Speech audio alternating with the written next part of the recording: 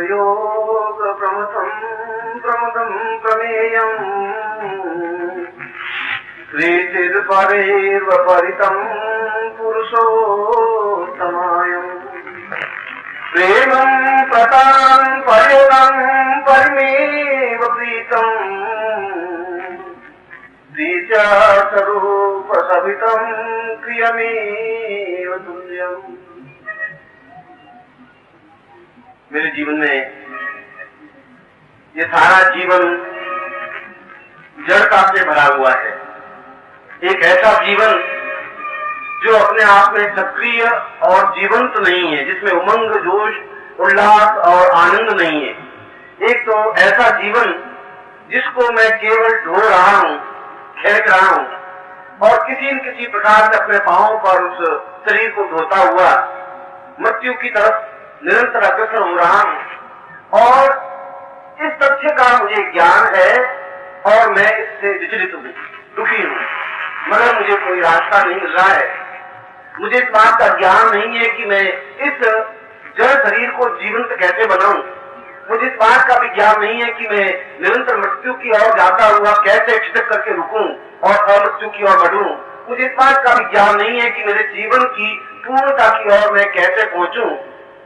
और इसीलिए हे जगदम्बा, हे भगवती, मैं तुम्हारी शरण में हूँ।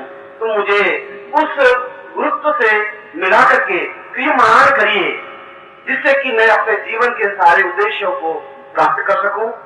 और मैं आपको ऐसा ही आशीर्वाद देता हूं कि आप जीवन में पूर्णता प्राप्त करें। यह एक श्लोक भगवत्पाद शंकराचार्य का एक ऐसा श्लोक है जिसमें सारे श्लोक के अक्षर 100 अक्षर से ही शुरू होते हैं। और प्रमेयं प्रमेदं प्रतापूर्वैवं पूर्णं परां पूर्वतमेव कृतम्, सारा एक अनुस्वार से लेकर के उन्होंने इस श्लोक में बहुत महत्वपूर्ण तथ्य आपके सामने रखे। यह शिविर केवल एकत्र होने के लिए ही शिविर नहीं है, और यह शिविर इस बात के लिए भी नहीं है कि केवल बात सुनी जाए। यह शिविर इस बात के लिए भी नहीं है कि केवल प्रवचनों को हम कानों से सुने। यह तो अपने आप में क्रियमान है। यह शिविर है अपने आप में क्रियात्मक पक्ष का, एक्टिविटी का, अपने आप में निरंतर चैतन्य होने का, जागृत होने का, निरंतर नर्तन करने का। ऐसा नर्तन, ऐसा नृत्य जिससे सारा शरीर थिरकने लग जाए और शरीर के बाह्य अंग तो थिरके ही, हमारी आंख थिरकने लग जाए, मुस्कुराने लग जाए, हमारा होठ थिरकने लग जाए, हमारी आवाज थिरकने लग जाए, हमारा चेहरा थिरकने लग जाए, हमारा सारा अंग प्रत्यंग नाच में और थिरकने लग जाए। और ऐसा तब हो सकता है जब शंकराचार्य ने कहा है कि मैं अपने जीवन में, मुझ में कसौटी ही नहीं है, ज्ञान ही नहीं है कि मैं शिष्य को सही ढंग से, गुरु को सही ढंग से ढूंढ सकूं, उस गुरु को पहचान सकूं। अगर शिष्य ही पहचानने की क्षमता रख देगा, इससे तो उसमें किसी प्रकार की सामर्थ्य नहीं है, क्योंकि ज्ञान के स्तर पर किस चीज को पहचाना जा सकता है। मगर उस शिष्य ने, शंकराचार्य ने अपनी व्यथा जरूर कही है। जब वे स्वामी प्रज्ञानंद जी के सामने शंकराचार्य पहुंचे, तब वे ठीक उसी प्रकार से जिस प्रकार से आप हैं, ऐसा ही उनका व्यक्तित्व था। वो प्रारंभ से ही वो महान व्यक्तित्वशाली को व्यक्ति नहीं बन जाता। ये अलग बात है कि उनके पिछले जीवन के कुछ कलाएं अपने आप में जीवंत रही होगी और उन कलाओं की पूंजी उस दिन अपने आप में फुट हो सकी। जब कलाएं जागृत होने की अवस्था आती है तो सही गुरु मिल जाते हैं। जब कलाएं जागृत, पिछले जीवन की कलाएं अपने आप में चैतन्य होने लग जाती हैं तो गुरु का सानिध्य मिल जाता है, सही गुरु मिल जाता है, गुरु का ज्ञान मिल जाता है। गुरु के समान उस ज्ञान को प्राप्त करके उसको क्रियमान करने का अवसर मिल जाता है। ये सब कुछ पुरानी पूंजी का ब्याज प्राप्त कर सकते हैं। नए सिरे से हम एकदम से प्राप्त नहीं कर सकते। आप नए सिरे से यहाँ नहीं आ सके। आज जो आप यहाँ बैठे हैं, ये नहीं है कि आपने पहली बार को प्राप्त किया है। जरूर पिछली पूंजी आपके पास है और पिछली पूंजी के ब्याज से आप यहाँ पहुंच सके। कोई जरूर नहीं कि आप यहाँ पहुंच सकते। और यहाँ पर पहुंचने के बाद में कोई ये नृत्यशाला भी नहीं है, कोई रंगशाला भी नहीं है, आमोद प्रमोद का स्थान है नहीं है। यहाँ पर कोई ज्यादा आपका एकदम से स्वागत सत्कार किया जाए, आपको ज्यादा सुख सुविधाएं दी जाए और केवल और गुलाब से छिड़का जाए, ऐसा कुछ है नहीं। ऐसा करने के लिए तो जीवन में सैकड़ों स्थान है जहाँ हम ऐसे अपने ऊपर गुलाब जल और केवड़े छिड़का सकते हैं, चित्र की खुशबू ले सकते हैं, महक ले सकते हैं, मोगरे पहन सकते हैं, गुलाब के हाथ पहन सकते हैं, ऐसे स्थान बहुत हैं। मगर वे इस जीवन की पूंजी है जो अगले जीवन में आपको तकलीफ देगी। कमा रहे हैं आप, इसका ब्याज तो लेना ही पड़ेगा अगले जीवन में, और वह ब्याज भोगे रोग भयम। भोग अपने आप में रोग में ही कन्वर्ट होता है। भोग की परिणति रोग है ही। मैं बहुत ज्यादा खाऊंगा तो अजीर्ण होगा ही, इसमें कुछ कहने की जरूरत नहीं है। बहुत ज्यादा चलूंगा तो पैरों में गांठें पड़ेंगी। जो भी बहुत ज्यादा आदमी कार्य करेगा वह अपने आप में रोगमय प्रवृत्ति है ही। इसलिए आप जो भोग में लिप्त हो और भोग के माध्यम से जो भी प्राप्त कर रहे हैं उसका फल आप इस जीवन में भोगेंगे ही, और अगले जीवन में भी वह फल तो भोगना ही पड़ेगा, क्योंकि वह श्रृंखला कल जैसे मैंने बताया कालो निरंजन था, उसके टुकड़े काल के नहीं हो सकते, समय के टुकड़े नहीं हो सकते। जिस समय के स्थान पर आपने दस्तक दी, जो आवाज की, जो कार्य किया, जो एक्टिविटी की, उसका रिएक्शन प्लस और माइनस पर होगा ही। एक बहुत छोटी सी गोली, एस्ट्रो की गोली, और इस पूरे 6 फुट 3 इंच के शरीर में उस गोली का कोई महत्व नहीं है। उस वेट के हिसाब से देखा जाए तो 1000 ऐसा भी नहीं है, मगर वह गोली जो ही पेट में जाती है उसका रिएक्शन होता है, और वह गोली का रिएक्शन होता है कि अगर मेरा सिर दर्द है तो ठीक होता है। इसका मतलब वो छोटा सा कार्य भी रिएक्शन किया, और आपकी छोटी सी घटना भी रिएक्शन तो करेगी, और वो रिएक्शन अगर मैं 4 से गोलियां एक साथ ले लूं तो मेरा सिर दर्द हो जाएगा। अगर सिर दर्द मिटेगा एक गोली से तो 4 गोली से सिर दर्द बढ़ जाएगा, और वो रिएक्शन होगा। वह रिएक्शन 1 घंटा तकलीफ दे सकता है, 4 घंटा तकलीफ दे सकता है, और नींद की गोलियां अगर मैं कंपोज 40 गोलियां एक साथ ले लूं तो मर सकता हूं। वे गोलियां बाजरी के दाने जितनी होती है, कोई बहुत बड़ी गोलियां नहीं होती है। इसलिए यह शास्त्र सम्मत तथ्य है, यह व्यावहारिक तथ्य है कि हम जीवन में जो कुछ कर रहे हैं, हमारे वैसे संतान पैदा हो जाए, संतान हमने पैदा की, हमारे ही पुत्र और पुत्रियां हैं, और हमारा कहना नहीं मानते, हमारे बिल्कुल विपरीत रास्ते पर चल जाते हैं, सामने खड़े हो जाते हैं, आदर नहीं करते, सम्मान नहीं करते। हम ही हैं अपने शरीर को खूब साबुन लगा करके नहला धुलका के ठीक किया है, उसके बाद कहना नहीं मानता, थक जाता है, कमजोर हो गया है, चल नहीं सकता, खा नहीं सकता, पी नहीं सकता, देख नहीं सकता। शरीर तो हमने बहुत उसको बांध पोष के तैयार किया है, इसलिए कि हमने जो कुछ किया है उसका रिएक्शन हम भोग रहे हैं। पिछले जीवन में आपने जो कुछ किया होगा उसका फल ये आपके सामने प्रत्यक्ष है। क्या आप मेरे सामने बैठे, आप मेरे सामने बैठे हैं और प्रकृति के उन रहस्यों को सुलझाने के लिए बैठे हैं जो अपने आप में अनसुलझी हुई पहली है कि आखिर मेरे जीवन में इतनी विडंबनाएं, इतनी परेशानियां, इतनी बाधाएं क्यों है, क्यों आनंद नहीं है, चेहरे पर उमंग क्यों नहीं है, आंखों में जो एकदम नृत्य होना चाहिए, मुस्कुराती हुई आंखें होनी चाहिए, क्यों नहीं है, चेहरे पर जो ओज होना चाहिए, चमक होनी चाहिए, वह क्यों नहीं है, आखिर क्यों नहीं है। आप घी खाते हैं, बिस्किट खाते हैं, आप डबल रुपया खाते हैं, मेरे से आप ज्यादा, उसके बावजूद भी आपका चेहरा मुर्दे की तरह क्यों है, इसमें किसी प्रकार की हलचल नहीं है। प्रभु ने ऐसा दिया नहीं चेहरा। आप जब पैदा हुए तब खिलखिला रहे थे, मुस्कुरा रहे, बहुत नृत्य कर रहे थे, आपकी आंखें नृत्य कर रही थी, आपकी आंखों का नृत्य देख करके आपके माँ बाप बहुत खुश हो रहे थे।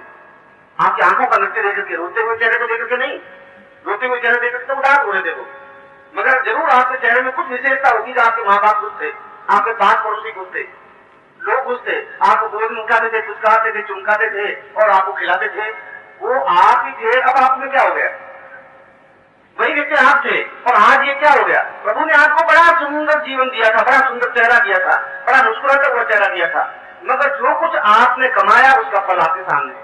चश्मा आपके पास में लगा हुआ है और घूम रहे हैं और देख रहे हैं और चल रहे हैं, घुटनों पे हाथ लगा रहे हैं और खा नहीं रहे, सीने साथ लगाते जा रहे हैं। ये आपके 30-35 वर्षों की कमाई जो आपने एकत्र की है। इसीलिए कह रहा हूं कि ये प्रकृति के अनसुलझे प्रश्न है कि ऐसा क्यों हो रहा है, और ये पिछले जीवन की कमाई है कि आपको इन प्रकृति के अनसुलझे प्रश्नों को सुलझाने के लिए अवसर दिया, आपको यहाँ एकत्र किया, एक मौका दिया, आपको एक विचार दिया, ध्यान तो मिले। उस शंकराचार्य ने कहा कि मैं जीवन में चाहता हूं, हम एक जगदम्बा ये चाहता हूं कि मुझे कोई ऐसा गुरु मिल जाए जो ये समझा सके, और वह गुरु समझा सके जो गुरु खुद समझा हुआ हो। कल मैंने अपने प्रवचन में बताया था कि जो खुद पूरे उपनिषदों को पचा सकता हो, पढ़ सकता नहीं, पढ़ने से ज्ञान प्राप्त नहीं हो सकता। उसको पढ़ करके मंथन करे कि आखिर तैत्तिरीय उपनिषद में ये कहा है, आरण्यक उपनिषद में ऐसी विरोधी बात क्यों थी, आखिर दोनों का मंतव्य कहाँ स्पष्ट है। और जब दोनों उपनिषद पढ़ेंगे तभी तो आप तैत्तिरीय उपनिषद और आरण्यक उपनिषद में एक ही बात को दो तरह से क्यों कहा गया और इन दोनों में सत्य क्या है। और अगर उसने उस उपनिषद का ये बात है कि उसके पीछे का मंतव्य क्या था, बाद में जो निष्कर्ष निकले उसको लेकर के जो खड़ा होता है उसको गुरु कहते हैं। तो गुरु एकदम से 2 मिनट में भगवे कपड़े पहने से गुरु नहीं बन सकता, और यदि बनते हैं तो वह भी आपकी तरह के और मेरी तरह के व्यक्तित्व है जो भगवे कपड़े पहन सकते हैं, बैठ जाते होंगे। भगवे कपड़े पहनने से गुरु नहीं बन सकते। गुरु का अपने आप में कपड़ों से कोई संबंध नहीं है। हमारे तो पिछले जीवन के कोई गुरु ऐसे थे नहीं जो कपड़े पहनते थे। वो तो कुर्ता था वो भी खोल दिया, बनियान भी वो भी खोल दी, धोती भी खोल के छोड़ दी, केवल लोग लाज की भय से एक लंगोट लगा कर रखी। गुरु तो ऐसे थे, इतने 4 मूर्ति नहीं थे, उन चमकीले कपड़ों में वो रहे नहीं। कल मैंने उस क्रिया योग के बारे में जब मैंने ये बताया कि उस शंकराचार्य के उसी श्लोक में कि मैं कुछ ऐसा करना चाहता हूं, निष्पक्ष रूप से करना चाहता हूं कि मैं जीवन में 3 उद्देश्य चाहता हूं। मैं जीवन में सभी दृष्टियों से पूर्ण, भौतिक दृष्टि से पूर्णता चाहता हूं। वो शंकराचार्य कह रहे हैं सन्यासी अपने जीवन में कोई भौतिक दृष्टि से पूर्णता चाहे तो कोई दोष नहीं है। कोई गुरु यदि मिठाई खाए तो कोई पाप नहीं है, और यदि कोई गुरु सिनेमा देख ले तो अपने आप में कोई अधर्म नहीं है।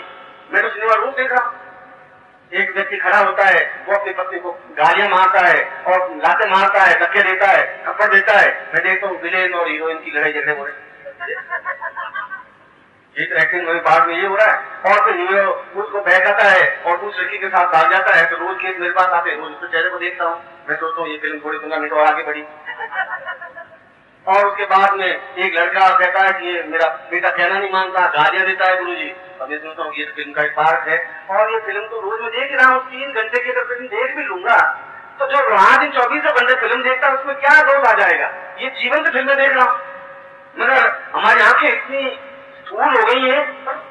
गुरु जी बेकार, गुरु जी को फिल्म में देखा था, कमाल हो गए गुरु जी। आज अरे मैंने टिकट लेकर देखता हूँ, देखा गुरु जी बेकार हो गए। अब गुरु जी में ज्ञान खत्म हो गया, अब उपनिषद गुरु जी के थे वो खत्म हो गए, जो गुरु जी वेद पढ़े थे वो खत्म हो गए, क्यों गुरु जी सिनेमा देख लिया। ये हमारी स्थूलता है, हम नहीं समझ पा रहे। गुरु अपने आप में किसी सिनेमा देखने से और भगवे कपड़े पहनने से और करोड़पति होने से और भिखारी बनने से गुरु नहीं बन सकता। ये गुरु की परिभाषा हमने गलत बना दी है, हम गुरु को पहचान नहीं पा रहे, इसलिए ढोंगी और पाखंडी गुरु अपने आप में बन गए। और वे ढोंगी और पाखंडी जब गुरु 98% बढ़ गए तो 2% जो गुरु थे वो दब गए बेचारे, और वो छा गए। और छाने से हमारे मन में संदेह पैदा हो गया, मंत्र बेकार होते हैं, इसलिए संदेह पैदा हुआ। आपके में नहीं हुआ। उन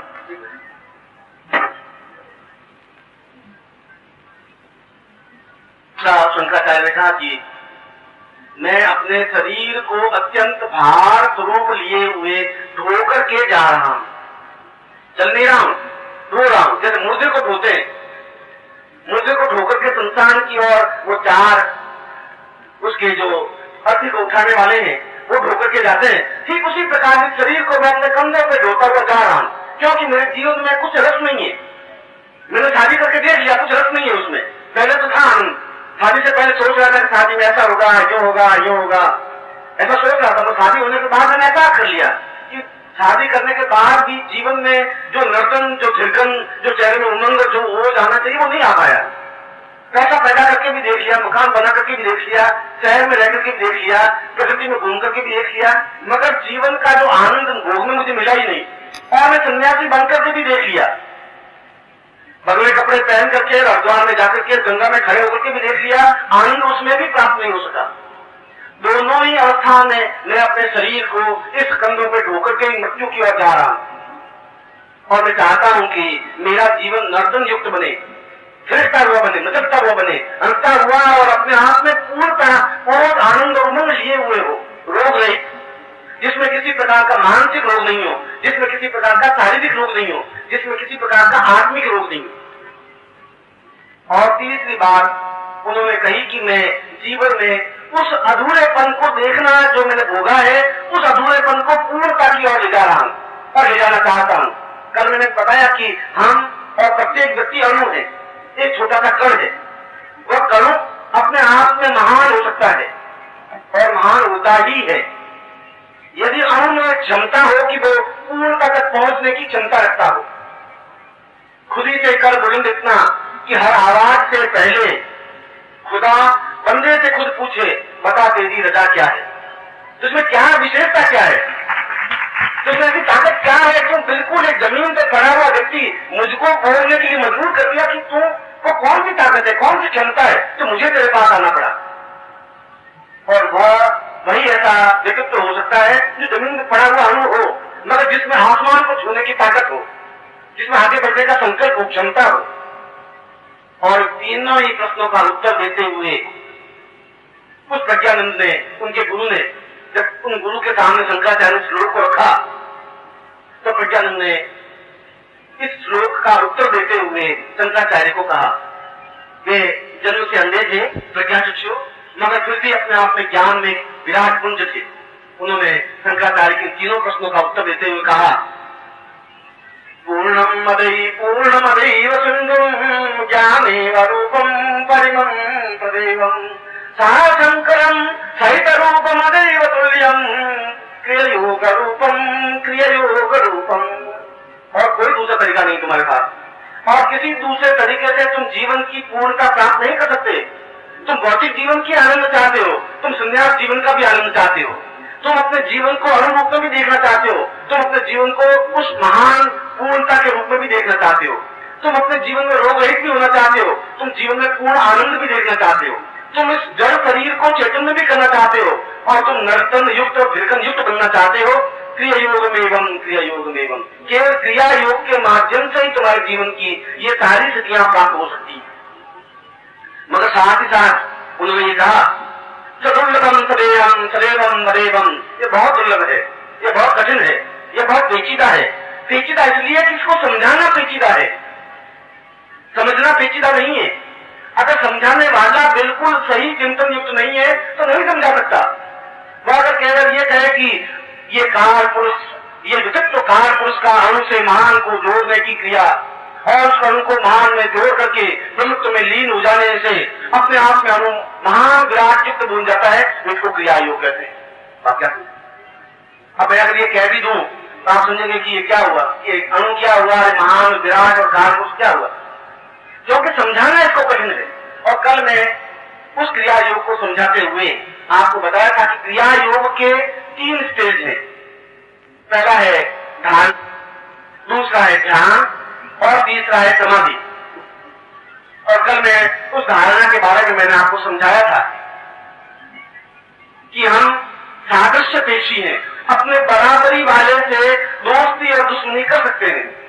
शराबी के साथ बैठ के आनंद मना सकता है, तो मेरे पास बैठेगा नहीं। पिछले 60 वर्षों के इतिहास में एक अवसर ऐसा नहीं आया कि वो बोतल लेके मेरे पास बैठा हो और शराब पीने में उसको आनंद आया। वो बैठ बोतल लेके मेरे पास आवे नहीं, और आवे तो मेरे जैसे रुके आदमी से उसको आनंद आवे नहीं। क्यों? अब मैं ऐसा कर नहीं सकता, उसको आनंद आ नहीं। शराबी को शराबी के साथ आनंद आ सकता है, बीड़ी वाले को बीड़ी आनंद आ सकता है, लंपट को लंपट के साथ आनंद आ सकता है। सादृश्य पेशी व्यक्ति जैसा है वैसा सादृश्य पेशी हो सकता है। इसलिए हम ग्रस्त हैं और हमारे पत्नी है, पुत्र है, परिवार है, बंधु बांधव है, तो ऐसा गुरु जो इस सादृश्य पेशी में हो। अगर एक सन्यासी है और आश्रम में बैठा है, लंगोट लगाया हुआ, लाल कपड़े पहने हुए है, पीताम्बर पहना हुआ है, भगवे कपड़े पहने हुए, और आप कहें कि महाराज आप बहुत महान है और आप मुझे कुछ ज्ञान दीजिए। बच्चे तुम सेवा करो, 4 से 7 सेवा करो, बच्चे आप सुन रहो, सेवा करो, हम समझाएंगे, हम आपको समझाएंगे। अब 4 से 7 जब आपको उनके और आपके बीच में गैपिंग इतना कि आप उनके इक्वलिटी में आ नहीं सकते। आप न तो संन्यास ले सकते हैं और संन्यास लेने की क्रिया का ज्ञान नहीं, और गंदे कपड़े पहले से संन्यास आ नहीं सकते।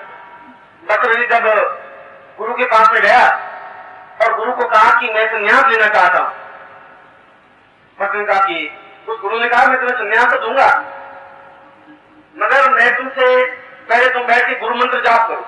उसने 1 सप्ताह तक निरंतर गुरु मंत्र जाप किया। गुरु ने कहा कि अब तुम बोलो तुम्हारे मन में कुछ इच्छा रही है? उसने कहा कि और तो कोई खास इच्छा नहीं है गुरुजी, बस सब ठीक ठाक है, मैंने घर बार छोड़ दिया, मगर कभी कभी पिंगला का ख्याल जरूर आता है, पत्नी का ख्याल जरूर आता है कि वो बेचारी कैसी होती होगी। मैं तो यहाँ आ गया और राज कार्य सब उसके ऊपर, तुम नहीं ले सकते, तुम वापिस कर। और वापिस राजा बना। 7 बार गुरु के पास आके दीक्षा ली, 7 बार वापिस पत्नी के पास देश में गया, 8वीं बार उसको पूर्ण दीक्षा दे सका। इसलिए कि संन्यास लेता इतना आसान नहीं है, भगवान कपड़े पहनने से संन्यास नहीं बन सकता। इसलिए जो मैंने इस श्लोक के प्रारंभ में कहा कि हम जीवन की उन तीनों सत्यों को, हमारा जीवन आनंद युक्त हो, रोग रहित, मैंने उन तीनों को एक एक पक्ष ले रहा हूं कि हमारा जीवन सबसे पहले आवश्यक है कि हम रोग रहित हों। और रोग होते हैं 3 प्रकार के, शारीरिक रोग, दूसरा मानसिक रोग और तीसरा आत्मिक रोग। शारीरिक रोग तो डायबिटीज है, ब्लड प्रेशर है, बुखार है, बीमारी है, जो कुछ भी है ये सब शारीरिक रोग है और इससे भी हम संत्रस्त हैं। ऐसा कोई व्यक्ति है ही नहीं जिसको रोग हो ही नहीं, क्योंकि हम जिस युग में, जिस स्टेज में चल रहे हैं, उस स्टेज में रोग के अलावा हमारे पल्ले कुछ पड़ता ही नहीं। यदि आप में से जो जरूर 40, 45, 50 साल के होंगे, आज से 40 साल पहले जो गेहूं का दाना आप मोटा और पुष्ट देख रहे थे, वैसा दाना आप देखने को नहीं मिल सकता। उसमें अगर दाना देखे तो अपने आप में बिल्कुल बहुत बड़ा दाना और एकदम से चमकीला और पुष्ट दाना होता था गेहूं का। जबकि ऐसा गेहूं दाना पैदा करती थी उस समय, और आज सूखा हुआ और बिल्कुल वो कड़क टाइप दाना पैदा करती। वह पौष्टिक अन्न नहीं है, वह पौष्टिक वातावरण नहीं है, वह पौष्टिक जीवन नहीं है। और वैसा जीवन होने से रोग युक्त जीवन है ही। यह रोग मानसिक रोग भी हो सकता है, बहुत मेंटली टेंशन में, और हर व्यक्ति शारीरिक रोग है आप में से प्रत्येक को, गारंटी के साथ, और आप में से प्रत्येक को मानसिक रोग है। और मैं कहूं कि ये पूरे भारतवर्ष के सभी पैदा होने से लगा के मृत्यु तक जितने लोग हैं सबको है, ऐसा कोई नहीं कह सकता नहीं है। और तीसरा होता है आध्यात्मिक या आत्मिक रोग, कि हमारे मन में कभी कभी वो खून उबाल खाता है कि हम कुछ करें, कुछ प्राप्त करें और कर नहीं पाते हैं सामाजिक समस्याओं के कारण, आर्थिक समस्याओं के कारण और भी कई समस्याओं के कारण। इन सब रोगों को निवृत्त करने के लिए, खासतौर से तीनों रोगों को निवृत्त करने के लिए जो प्रयोग इस क्रिया योग में, क्या क्रिया योग प्रैक्टिकल है और यह प्रैक्टिकल जो उपाय करें, उस प्रयोग को मैं अभी आपको इस प्रयोग को संपन्न करवाऊंगा। आज मैं आपको छोटे छोटे टुकड़ों में 4 बार या 3 बार या 4 बार प्रवचन दूंगा। इसलिए कल शाम को तो इसलिए नहीं आया था, कल आप राजसी जीवन में थे, लेकिन आपको राजसी जीवन पिछले शाम को नहीं आया, इसलिए कल की कसर आज निकालेंगे। हम 4 बार प्रवचन को रखेंगे और 4 बार के प्रवचन में मैं चारों प्रयोग संपन्न करवाऊंगा, क्योंकि क्रिया योग कल दोपहर तक आप पूर्णता से समझ लें।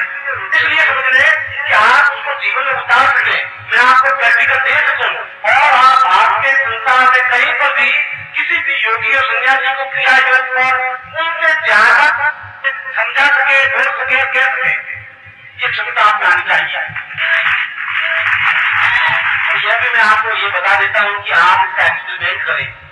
आप उसके बाद में कहीं घूमने जाएं, हरिद्वार या मथुरा या काशी या कांची, कहीं पर भी जाएं, कोई योगी या गुरु और साधु सन्यासी मिले तो आप उनको पूछे, गुरु जी महात्मा गांधी ने क्रिया योग सीखने की इच्छा प्रकट की, और बाइबल में ईसा मसीह ने कहा कि क्रिया योग से जीवन में पूर्णता प्राप्त होती है। यदि पैगंबर साहब ने उस कुरान में, उस आयतों में क्रिया योग का वर्णन किया है, तो सारे धर्मों में अगर क्रिया योग शब्द है तो जरूर इसके पीछे कोई रहस्य है। आप हमें क्रिया योग के बारे में बताइए और आपको उत्तर मिल जाएगा कि वे क्रिया योग के माध्यम से कितने विद्वान हैं। उनको खुद को ज्ञान हो ही नहीं सकता, है ही नहीं। शायद उससे ज्यादा ज्ञान आपको उस सन्यासी से जो 80 साल का है, उस योगी से भी आप ज्यादा चीजें उनको बता सकेंगे, प्रैक्टिकल रूप से भी और कहकर के भी, दर्शन के माध्यम से भी, क्योंकि आप उसको पूर्ण करना शुरू करेंगे। आप इसका शुरू करके देखिए। आपको तो लंबा थोड़ा जबलपुर में रहते होंगे, मुंबई में रहते होंगे, कलकत्ता में रहते होंगे, जरूर साधु आश्रम होंगे, मठ होंगे। आप उनको जाकर पूछिए क्रिया योग क्या है, या तो आपको बैठा देंगे कि बच्चे कुछ नहीं है, बहुत बड़ी बात है, तुम नहीं समझ सकते, या तो आपको ये कह देंगे, या कह देंगे कि ये बहुत ऊंची चीज है बच्चे, हम जानते हैं, तुम अभी रहो मेरे पास, 2 साथ लंगोट धरो फिर हम समझाएंगे, फिर लफा दिए। इसलिए मैं कल दोपहर तक पूरे क्रिया योग को यदि आपका समर्थन मिलता रहेगा, यदि आप बिल्कुल सही ढंग से बैठ करके समझ सकेंगे, क्योंकि ये सारा प्रैक्टिकल है, उसकी एक तथ्य और चिंतन के माध्यम से भी और उसके जीवन के प्रयोग के माध्यम से भी। ये जो रुद्राक्ष, इसका दोनों पक्षों में शंकराचार्य ने उस संगोपन विधि को स्पष्ट किया कि हम रोग रहित कैसे हो। आप उसको एक्सपेरिमेंट करके देखें, और एक्सपेरिमेंट करके देखेंगे जब वह कोई भी चीज पूर्ण मंत्र सिद्ध होगी। जब मैं ये कहूंगा कि यह आपको मैं बता रहा हूं, आपको मंत्र सिद्ध कर रहा हूं, और मंत्र सिद्ध कर रहा हूं कि मैं आपको ये क्रिया योग समझा रहा हूं, और क्रिया योग को कल दोपहर तक समझने के बाद आप अपने शहर में जाकर के पूछें और उनसे समझे और फिर बताएं। ये तो आपको मंत्र सिद्ध करना ही तो हुआ, ये बताने तो हुआ कि यह मंत्र है। आपको पूर्ण रूप से प्रवीण कर देना, मजबूत कर देना, योग्य बना देना। उस एक मुखी रुद्राक्ष को मैं अभी प्रयोग करूंगा। प्रयोग करने के बाद आप उसका एक्सपेरिमेंट कैसे करेंगे, किस प्रकार से रोग रहित हो सके, क्योंकि तीनों चीजें होंगी तभी आप क्रिया योग में पूर्णता प्राप्त कर सकेंगे। सबसे पहले जरूरी है कि उस रोग रहित जीवन को प्राप्त कर सके, और मैंने बताया कि प्रत्येक व्यक्ति रोगी है ही। अब ये इस एक मुखी रुद्राक्ष और हकीक माला को दोनों को उस प्रयोग अभी मैं प्रयोग करने के बाद घर पे जो आपको करना है, उस माला के ऊपर एक मुखी रुद्राक्ष को रख दें,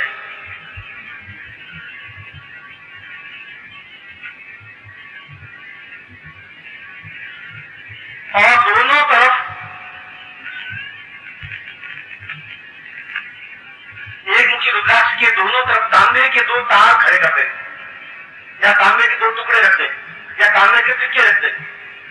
और यदि तांबे के सिक्के आप रखेंगे तो एक मुखी रुद्राक्ष अपने आप में कंपन युक्त होगा।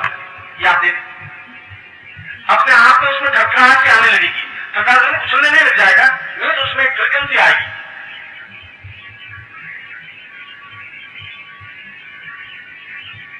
अब इसका प्रयोग,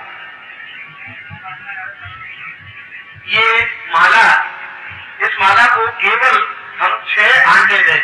आंटे का मतलब 6 इसके बर्तन बनाए, 1 2 3 4 5 और 6, 1 2 3 4 5 6, ये 6 बर्तन बना करके इसको शिखर युक्त बनाए, एक के ऊपर एक बर्तन।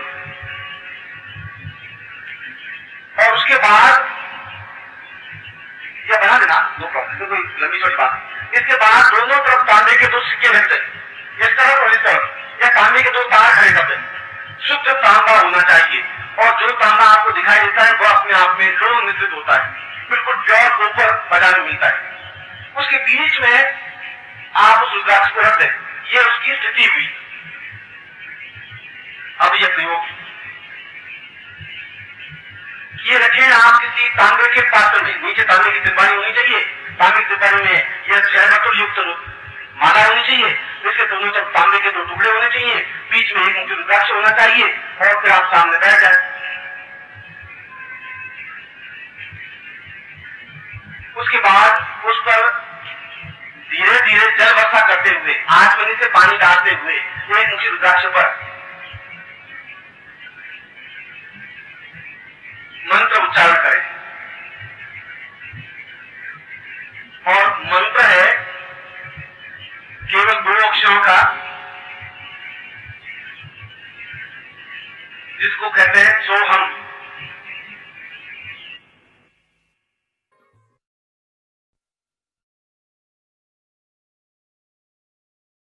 केवल 2 अक्षरों का, जिसको कहते हैं सोहम।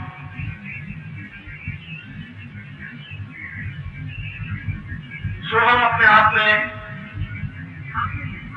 वो भ के ऊपर बिंदी, जिसको बोलते हैं सोहम, ब्रह्म।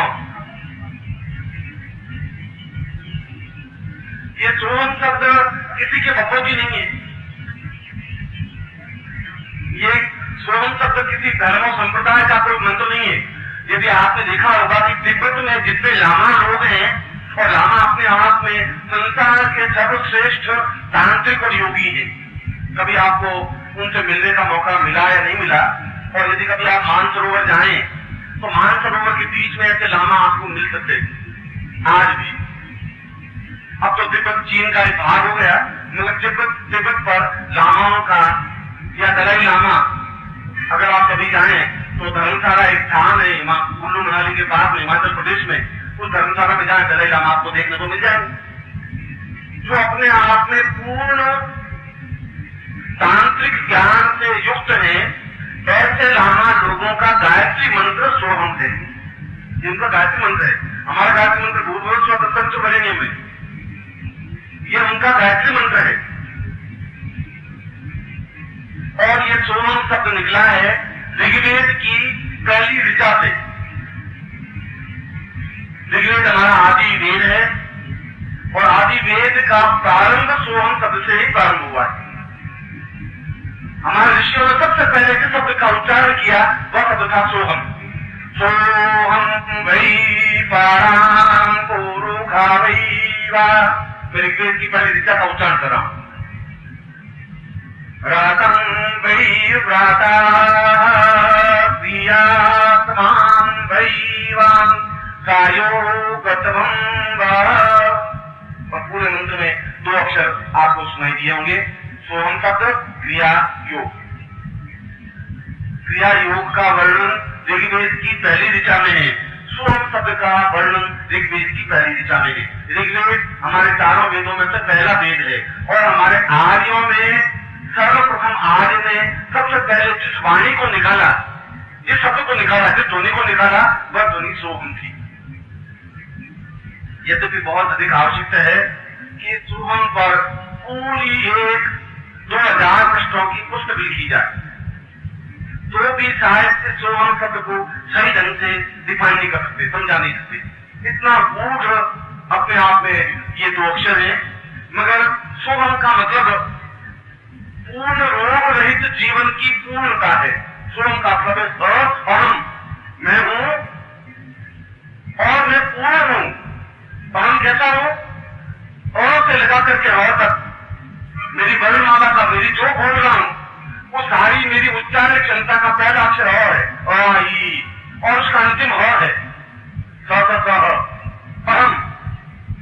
सारी बात देवता का मूल आधार में सोहम, मैं हूं मैं ऐसा हूं, कहता हूं अहम, और से लगाकर घर तक पूरे ज्ञान को पीने वाला हूं, उसको सोहम कहते हैं। अब वास्तविक में सोहम कब बनेंगे? जब पूरे ज्ञान को पी सकेंगे। और सोहम शब्द है, अहम का मतलब है घमंड। ये बड़ा अहंकारी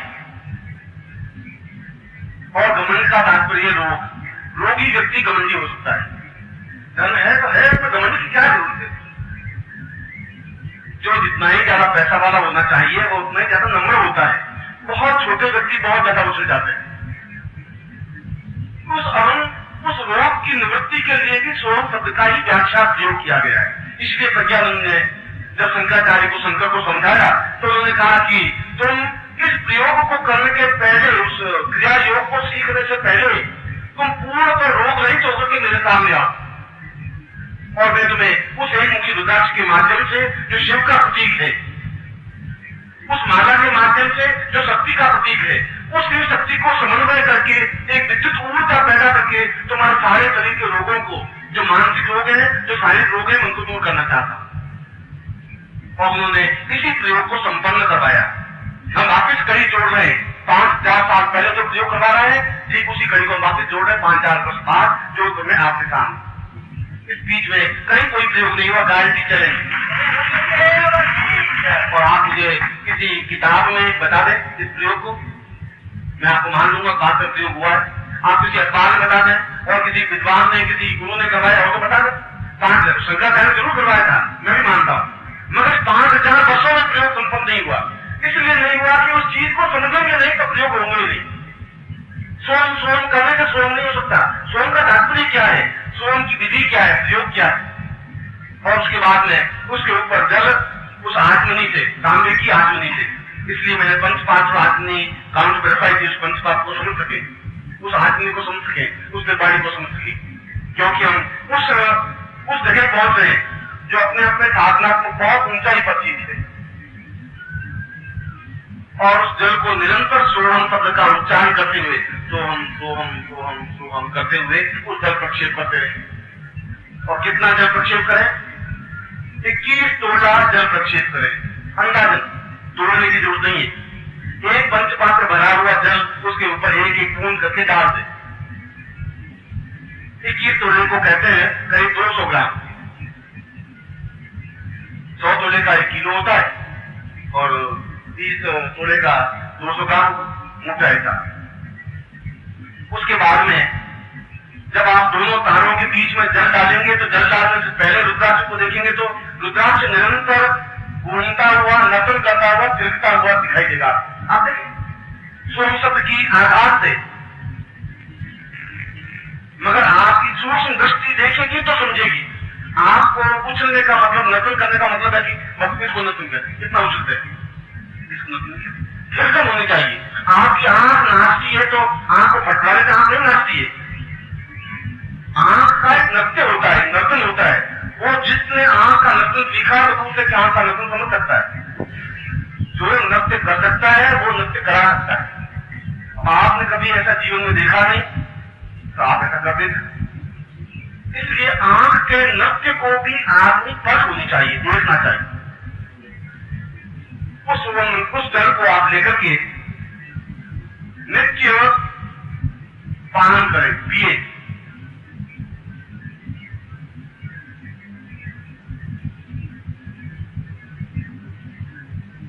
और आप स्वयं इसका एक्सपेरिमेंट करके देखिए। क्योंकि शारीरिक रोग तो अपना आप मालूम पड़ेगा, शारीरिक रोग तो दूर होंगे तो अपना आप मालूम पड़ेगा। मैंने इसको आज भी एक्सपेरिमेंट कर रहा हूं। आज का मतलब है कल शाम को भी मैंने इसको एक्सपेरिमेंट किया है और आज से 20 साल पहले भी एक्सपेरिमेंट किया था, आज से 45 साल पहले भी एक्सपेरिमेंट किया था। इसी विधि को, इसी संगोपन, इसको संगोपन विधि कहते हैं। यह शंकराचार्य की संगोपन विधि है। और इस समय भी मेरे ब्लड प्रेशर था है, इसलिए था कि बहुत ज्यादा ब्लड लोड होने से होगा। उसके लिए मैंने दूसरी दवाओं को भी टेस्ट किया, होम्योपैथी, आयुर्वेदी, आयुर्वेदिक, और इस विधि को भी टेस्ट किया। और डेफिनेटली इस विधि का सीधा तुरंत इफेक्ट होता है, जिसको मैं आपके सामने रख रहा हूं। आप सुनिए इसको एक्सपेरिमेंट कर। वो अपने आप में शिव शक्ति का पूर्ण घर्षण बिंदु है। इन दोनों के आपस में संगोपन से जुड़ने से वो अपने आप में वह जल पूर्णतः संगोपन जल कहलाता है, जो शास्त्रों में संगोपन जल या जिसको चंद्रोदय जल कहा गया है। ये जल आप स्वयं ग्रहण कर सकते हैं, ये जल आपका पड़ोसी ग्रहण कर सकता है। इस जल की शीशी आप एक्स को भेज सकते हैं, वाई को भेज सकते हैं, जेड को भेज सकते हैं। जिस प्रकार से भी चाहें आप इसका उपयोग कर सकते हैं। और आपका विचार होगा कि ऐसे पानी से कैसे हो सकता है। और मैं भी बहुत आश्चर्यचकित हूं कि एक छोटे से एक्स लेने से कैसे ठीक हो सकता है। गोली तो बहुत छोटी, मगर गोली में शिद्दत मिटाने की कुछ क्षमताएं हैं कुछ समय के लिए, और इस मंत्र के माध्यम से भी कुछ क्षमताएं हैं जो हमेशा के लिए उस रोग को शांत करने की क्षमताएं हैं। ये जल आपको लेना पड़ सकता है 5 दिन, लेना पड़ सकता है 20 दिन, लेना पड़ सकता है 4 दिन, मगर उनका न पशुतिवान पूर्वम बदेवा 120 दिन से ज्यादा लेने की व्यक्ति को जरूरत पड़ती ही नहीं है सारे रोगों को दूर करने के लिए। यह लास्ट लिमिट दी है। पहले लिमिट दी है 1 दिन, लास्ट लिमिट दी है 120 दिन।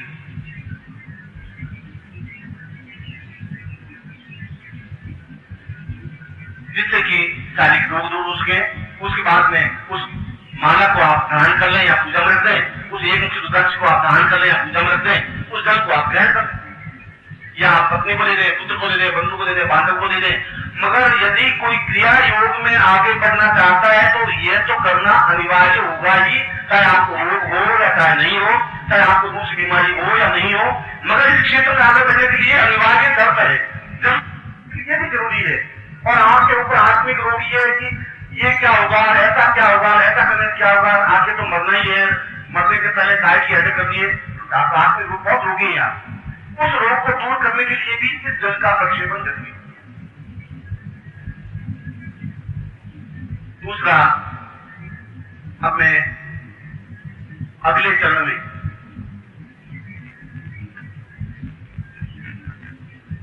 क्योंकि करीब 1 बजे या 1:30 बजे या 2 बजे जब भी होगा, गर्मी तो होगी उसमें, मगर होगी तो होगी।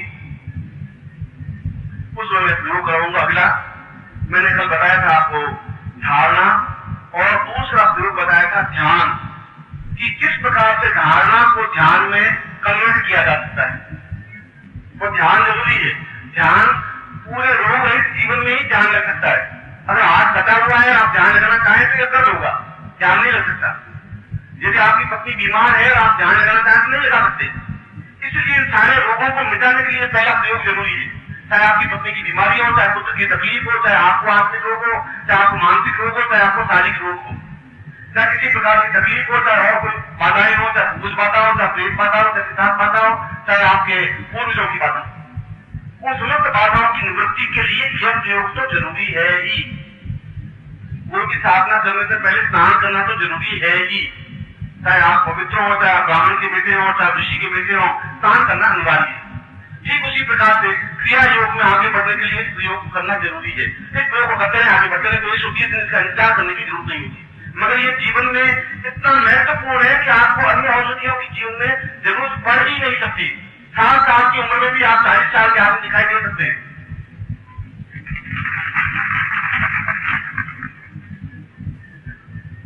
इसे दिन तक निरंतर, और केवल 5 मिनट, 7 मिनट, 8 मिनट बैठा है, तो लगा लेकिन हमारा मन ले बस 200 ग्राम पानी पी ले, बैठी बात नहीं।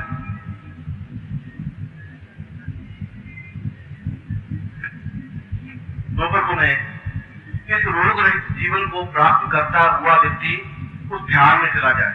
और ध्यान का मतलब है कि हम अपने आप में ही बातें करने लगे। आदमी सब कुछ कर सकता है। आदमी की एक कमी और गलती यह है कि वो अपने आप से बात नहीं कर सकता, और जिसने अपने आप से बात करनी सीख ली वो अपने आप में सिद्ध योगी है। योग की पहचान ये है, योग का मतलब है 2 चीजों के मिलने से योग होता है, 1 और 1 का 2 योग। मैं अपने आप से बात करने की क्षमता को योग कहते हैं। क्रिया, एक्टिविटी, ये योग। मैं अपने आप से बात कर सकूं। मैं बैठा हूं, प्रकृति को देखता हुआ आनंदित हो रहा हूं, 2 घंटे बैठा हूं, प्रकृति का नृत्य देख रहा हूं। कई बार मैं समुद्र के किनारे बैठता हूं बम्बई में, और 1 घंटे में तो बैठा रहता हूं, मुझे कुछ और रहता ही नहीं दूसरा। अब लहरें आती है, लहरें जाती है, कोई नवी विशेष नहीं, मगर मैं उस नर्तन में एक विशेष नृत्य देखता रहता हूं। और अपने आप में एक आनंद है, एक जीवन की मस्ती है। इसको रोग रहित युक्त जीवन बना करके अपने आप में खो जाएं। और ध्यान किसको कहते हैं? ध्यान का तात्पर्य है कि अगर आपके सुई भी चुभड़ दे और आपको एहसास नहीं हो, उसको ध्यान कहते हैं। आंखें बंद करने को ध्यान नहीं कहते। पूर्ण अपने आप में लीन हो जाए, अपने आप में लीन हो जाए, मुक्त हो जाए, अपने आप पर, अपने आप पर मिटा दे, अपने आप में विसर्जित हो जाए। यह जीवन की बहुत बड़ी उपलब्धि है, यह जीवन का बहुत बड़ा आनंद है। अगर ऐसा मिल जाए तो जीवन में चाहिए ही क्या? हम इन तनावों से मुक्त हो सकते हैं, ये सारे टेंशन से मुक्त हो सकते हैं, जितनी भी चिंताएं परेशानियां उससे मुक्त हो सकते हैं। और जब चिंता और परेशानी से मुक्त रहेंगे तो आगे की वृद्धावस्था का प्रकोप हम पर हो नहीं सकता। बुढ़ापा आता है विचारों के संक्रमण से, चिंतन से, चिंताओं से। इसीलिए पूर्ण ध्यान योग की प्रक्रिया, जो क्रिया योग में पूर्ण ध्यान योग का चक्कर है, ध्यान योग की पूरी प्रक्रिया है, और जिसको पराशर ने भी और जिसको शंकराचार्य ने प्रैक्टिकल रूप से उसको किया है, उसी ध्यान योग की प्रक्रिया को मैं आपको 1 बजे के प्रयोग में समझाऊंगा। इसमें जिस प्रकार से यह रोग रहित जीवन है, यह रोग रहित जीवन बनाने की प्रक्रिया है, इसको आपको मैंने इस प्रवचन से पहले बात कही थी, मैं वापिस आपको याद दिला दूं। ये प्रवचन सुनने के लिए नहीं है, ये प्रवचन क्रियात्मक रूप से प्रैक्टिकल करने के लिए है। आज आप जो समझ रहे हैं, आगे के आने वाले 120 दिनों में इसको करना है, क्योंकि ठीक 120 दिन बाद गुरु पूर्णिमा आ जाएगी। यहाँ गुरु से बिछड़े, वहां से गुरु पूर्णिमा मिलना है, और दोनों की कड़ी के बीच में ठीक टाइम पर ठीक काम दे रहा हूँ, आप सही समय पर सही काम। वापस मैं आपको इम्तिहान लूंगा। क्या चीज है, चिंतन क्या हुआ? आपको खुद को कॉपी दूंगा, आप इस प्रश्न के उत्तर लिखना, आप उसको नंबर दे देना। आप ही बताओ कि मैं आपको पूछूंगा कहाँ पहुंचे और आप कहाँ फैल गए और मैं समझाऊंगा, मगर आप ये सब चीजें खराब नहीं हो जाए, मैं उसकी ज्यादा चिंता है। इसलिए उस अभिवेक प्रयोग को आपको पूर्ण मन से कराऊंगा, उसके बाद लोगों को उस संघ पर, संघ का मतलब है अपने आप में उस पूर्ण, क्योंकि पूर्ण कहलाता है शरीर, पूर्ण कहलाता है कृष्ण और पूर्ण कहलाता है समुद्र। अपने आप को भी व्यक्ति का नाम होता है पूर्णत्व, पूर्णत्व भी व्यक्ति का नाम है। पूर्ण दैव, पूर्णत्वम, पूर्ण, पूर्ण चिंतनम, ये सब मनुष्य के पर्यायवाची शब्द है और यही समुद्र के भी पर्यायवाची शब्द है और यही भगवान कृष्ण के भी पर्यायवाची शब्द है। वो 16 कलाओं तक पहुंचने के लिए, कृष्ण तो एक प्रतीक है 16 कलाओं का, उस कलाओं तक पहुंचने के लिए, पूर्ण समृद्धि युक्त जीवन प्राप्त करने के लिए, क्योंकि मैंने बताया कि रोग रहित हो मगर व्यक्ति समृद्ध पूर्ण हो, धनयश की कमी नहीं रहे। वो धनयश की कमी को दूर करने के लिए भी उस प्रयोग को संपन्न करना चाहिए जिसके माध्यम से हम आर्थिक उन्नति प्राप्त कर सके, यश प्राप्त कर सके, सम्मान प्राप्त कर सके, जीवन की पूर्णता प्राप्त कर सके और ध्यान योग में पूर्ण जा सके, जिसको विवेकानंद ने राजयोग बताया। मैं आपको उसका डिफरेंस समझाऊंगा, उस राजयोग और ध्यान योग की क्या डिफरेंस है। और ये सारे प्रयोग वो शंकर भाष्य में इस ध्यान योग की प्रक्रिया के बारे में लिखते हुए, अपने गुरु का हवाला देते हुए लिखे, गुरुदेवकाम गैतम सकीर्वम कीर्वाण रूपम गिरितम गदेवम सागीत गीत गतितम गवितम गवेयम गतित्वम गरेगम गर्मान गरेशम। सारे जीवन की में पूर्णता समृद्धि को और पूर्णता को, उस यश को प्राप्त करने के लिए मैं उस प्रयोग को गुरुदेव आपके सामने पूर्णता के साथ करना चाहता हूँ। उस संघ के ऊपर, जिस संघ को कहा जाता है दक्षिणावर्ती संघ, जिस संघ को कहा जाता है मोदी संघ, नाम संघ संघ चाहे अपने आप में संघ के कई रूप होते हैं, आपको संघ का कोई ज्ञान शायद नहीं होगा। संघ जितना ही सफेद होगा उतना ही उसकी वैल्यू ज्यादा होगी। दक्षिणावर्ती संघ की और ज्यादा वैल्यू, संघ जितना बड़ा होगा उतनी अधिक वैल्यू। संघ में अगर त्रिवेणी है, 3 धारियां त्रिपुंड बना हुआ है, सर्वोच्च संघ कहलाता है। और सफेद कबूतर के आकार का जो संघ होता है पूर्ण संघ कहलाता है। और जो अपने आप में जिसको बजाने से ओंकार की ध्वनि निकलती हो उसको मूर्ति संघ कहा जाता है। सभी संघ इनमें से किसी भी संघ पर उस प्रयोग को करते थे, क्योंकि उनको बजा करके और अंदर गुंजन करने की क्रिया को करके मैं आपको गुंजन करने के बताऊंगा कि किस प्रकार से उसका उच्चारण करने से भी ध्वनि, अन्य संघों में क्या ध्वनि निकलती है, उस मूर्ति संघ को बजाने में क्या निकलती है। उस मूर्ति संघ को बजाने पर जो ध्वनि निकलती है वो प्राण वेग के साथ, दुबला पतला आदमी है जो कमजोर संघ बजा नहीं सकता, हृदय में ताकत होनी चाहिए तब संघ बजता है। और संघ की ध्वनि जहां पर भी होती है वहां किसी प्रकार की न्यूनता कमी आ ही नहीं सकती प्रयोग के माध्यम से। मैं उस दुर्लभ और महत्वपूर्ण प्रयोग को आपको समझाऊंगा। वो चाहे आपके पास संघ हो या आपके पास संघ नहीं हो, चाहे आपका मोदी संघ हो चाहे आपके पास दक्षिणावर्ती संघ हो, आप प्रयोग को की व्यवस्था कर लेंगे, समझा दूंगा। अभी मैं आपको इस प्रयोग को संपन्न करवा रहा हूँ। आप माला अपने सामने रखते हैं और उस माला के ऊपर ही रुद्राक्ष को हरि ओम श्रीमन्नारायणाधिपति लक्ष्मी नारायण ध्यानमा उमा महेश्वरा ध्यानमा सती पुंद्रा ध्यानमा माता पिता जगदम्बे ध्यानमा विष्णु देवता ध्यानमा कुलदेवता ध्यानमा राम देवता ध्यानमा राम देवता ध्यानमा वास देवता ध्यानमा वाणी देवता ध्यानमा त्रिपुंद्रा ध्यानमा सर्वेभ्यो देवेभ्यो नमः सर्वेभ्यो रामेभ्यो नमः सत्ता गुणदिन पाप ये सब गणपति को आप ध्यान दें। सुखदेव दंतस्य कपिलो विधानका संकोधन दुर्दो विनाशो नाय तुम के सुनाद शोभान गंगो गंगा वाम चैतन्य नामानि अपेक्षमाति विद्यारंगोहिवाहि तत्वेशि निर्मिता संगामि संदेशि भावि सत्यवदाति सिंगति महावायामि साचिर दिश दिशेतं मम ग्रहे मम मंदिरे मम स्थाने ताम आवायामि गतिं स्थापित तत्रा दुस्वासित तिलकम कृत्वा कुमकुम बोल करके अपने आज्ञा चक्र पर कुमकुम का तिलक करें। तीसरी उंगली से, ये तीसरी उंगली अनामिका है, कोई नाम नहीं है, ये तीसरी उंगली से तिलक किया जाता है ललाट पर, कभी सा ध्यान।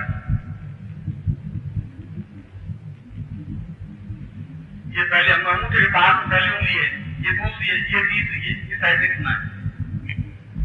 ओम नमो शिवाय सहस्रमूर्तये सर्वपादाक्षरोर्भावे सहस्रनाम पुरुषाय शास्त्रे सहस्रकोटि उदाहरणे मात्रे नाम मान्तु वरेण दीक्षामाप्नोति दीक्षाप्नोक्षणां निष्णां तमाप्नोति सुदयां समापिते असपक्षालमारोति। तत्रादुष्का बंधन चोटी के नाम लगाइए। ओम मानसो नयमान आदिमानो गोकुमानो श्रीकुमानो वीरांपानो रामये तत्रादुपादिते स्वातंभांतेन जलप्रक्षेप पायां जल्दी के लेफ्ट। ये साइड का हाथ आपका माया है और दाहिने हाथ से अपने शरीर में दर्शन किए। ओम अपवित्र पवित्र होगा सर्वा सांगतो गया यह स्मरे पुंडरीकाक्ष माया कर संस्ते पुंडरीकाक्षाय मां तथा दु संकल्पन कुर्यात दाहिने हाथ में जल लीजिए। इस जल को धो दीजिए, राइट हैंड में जल लीजिए संकल्प। ओम विष्णु विष्णु विष्णु भागवत श्री बखंडे जमुदी कोई सालिवासा के बोलता तारी सुनते सत्य कोश बता दूंगा पिताली सालिवा देवता के आत्मनी प्राण स्वामी शुक्रवार से अपना लक्ष्मी कामन पाकिस्तान का सुधान सकल मनुष्य काम नष्टकम लोके आते भाया राजद्वारे सर्वत्र यशा विजय लाभादि पाकिस्तान सभारिष्य सपुत्र सभानुष्य अखिल कुटुंब सहित क्या सबसो समस्त भय व्याधि जरा पीड़ा मृत्यु मैं आप द्वारा आयु आयु समनता मां नो गोत्र तुमने उनका गोत्र बोलिए जाति जाति गोत्र जाति जाति और वो भी जाति और कश्यप गोत्र हम गोत्र तुम हम शर्मा हम नाम बोलिए स्वाम शिष्यत्वम महापूर्वम शिवापूर्वम क्रियायोग सिद्धिं प्राप्ता निमित्तम सदेवोत्तम सापूर्तिं सशुद्धिं प्राप्ता निमित्तम सरोगरहितं मानसिक आत्मिक आध्यात्मिक सांसारिक रोग निमित्तां पूर्वम सपुरुषाश्रय अनुशासने जलशासने तां पूर्णतम तां रुद्राक्षं वासु गौरी वायुमति पूर्वतां तां तुभ्यं संपदे जसोति। नीचे अब उसके ऊपर जल डालिए उस रुद्राक्ष पर माला के ऊपर। ओम आयुष्योतम मनमसेरुनितो परुष्य यतसबंधि पारुष्य यतसतमासी दाम पायोदयिकं चैव दोषं तक्रायतं पंचांग देवी तस्नानार्थं सिद्धां पंचांग स्नानं सोमयान्ना शुद्धस्नानं ओम शुद्धवादा समस्तवादो मणिवास्तास्ना श्वेता श्वेता शुरुते रुद्राय सुपदय नाम जावा स्वरूपं स्नानं समर्पयामि नमः। अब इसी बात में जल को छोड़ दीजिए और माला के सुमेरु पर कुमकुम का तिलक करिए। रामी माला सुमेरु हो और सुमेरु का ध्यान नहीं हो किसी भी एक पॉइंट पर, ये सुमेरु कहते हैं जहाँ जॉइंट होता है और जॉइंट नहीं होता है पर भी आप उसका कुमकुम का तिलक करिए माला। महामारी महामारी मालानी पूर्वतां माला मालां राम पूर्वं सा पूर्वं तनुक्रातां कुमकुमेन तांतुभ्यं संपदे। रुद्राक्ष पर 11 सूत्र 11 बिंदियां लगाइए रुद्राक्ष पर। ओम एवं सामूर्त नमो सुंदे मदि नमः संभवाय नमो भवाय नमः शंकराय नमस्कार यच नमः शिवाय शिवतराय च तां रुद्रं संगम रुद्रिकाच्य नमिदं वीरभद्राक्ष संगम देवादि देवायां तां संभवैतां पुरतां दिवसं सुमति तां संस्कृते मन्त्रं सुमति लीलां संसारिकां रुद्रं भाव्यां नष्टं मुर्दां नष्टराय अश्विनं दैवं सुनिदं सुनानं पुष्पं धूपं दीपं सुनिदिं तां कृष्णां संपदे। अब उसके बाद में रुद्राक्ष को बाएं हाथ में लीजिए, अगरबत्ती जलाने की जरूरत नहीं और उसके ऊपर 2 साधन कर दीजिए संपुटम ये थम ये पुट और हृदय के निकट हाथ रखिए जहाँ हार्ट है दिल है। ओम पूर्वा शांति राशि से पूर्वा शांति तीन रायाम पूर्वा शांति राशि मंत्र शांति सुलान किरण मोहन सुंदर किरण शांति आम पूर्वा शांति शांति शांति कल्याण शांति रूपेण समझेंगे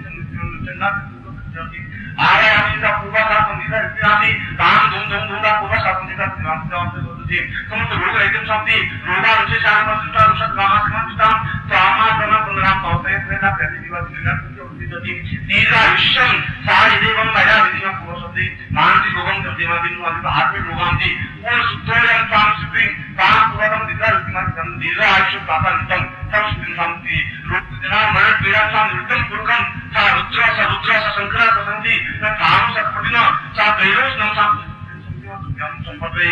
अब खोल के दर्शन कर लीजिए और उसके ऊपर वापस कुमकुम लगाइए और उस कुमकुम को उसके ऊपर लगा करके फिर वहां से कुमकुम लेकर अपने लाट में लगाइए।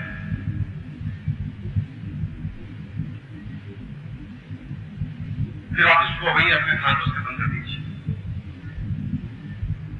माला के ऊपर।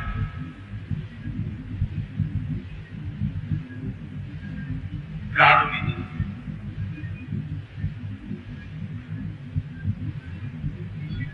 फिर आपके सामने गुरु चित्र होना चाहिए, अनिवार्य है। गुरु चित्र होना चाहिए जिससे कि उसको प्राण से संयुक्त हो और घर में भी आप उसका पूजन प्रयोग कर सकें। गुरु पूजन प्रत्येक प्रकार की पूजा से पूर्ण गुरु स्मरण और अंत में गुरु पूजन होना चाहिए।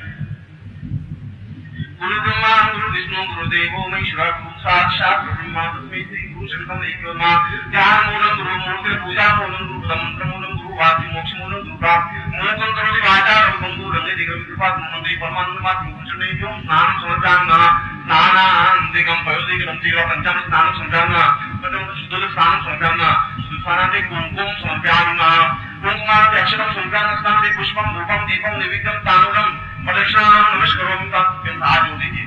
त्वमेव माता च पिता त्वमेव बन्धुश्च सखा त्वमेव विद्या